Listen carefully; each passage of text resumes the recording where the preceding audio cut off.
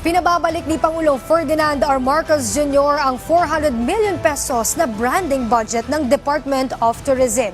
Paliwanag ng Pangulo, gagamitin yan para mapanatili ang momentum ng pagpapalakas ng international image ng bansa. Nagpasalamat naman dyan ang DOT. Si Kenneth Pasyente ng PTV sa Balitang Pambansa.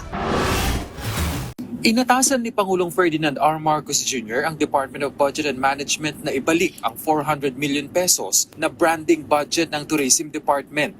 Yan ang direktiba ng Pangulo sa pulong sa Malacanang kasama ang DOT at economic managers ng pamahalaan. Ayon sa Pangulo, makatutulong ang pondo sa pagpapalakas ng imahe ng bansa sa international stage. Lalo na ngayong gumawa ng kasaysayan ng mga Filipino artists at athletes dahil na rin sa kanilang husay. Makatutulong din ang budget para ipagmalaki ang galing ng mga Pinoy health workers noong pandemic. Ikinatuwa ng Department of Tourism ang pagre-restore ng Pangulo sa pondo ng branding budget.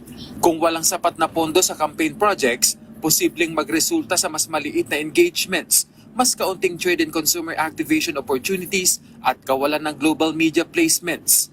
Target na kunin ng naturang pondo sa contingency fund ng Office of the President. Ibinida naman ng DOT sa Pangulo na umabot sa 760 billion ang naitalang international visitor receipts sa bansa sa buong taon ng 2024. Mula PTV, Kenneth Pasyente, Balitang Pambansa.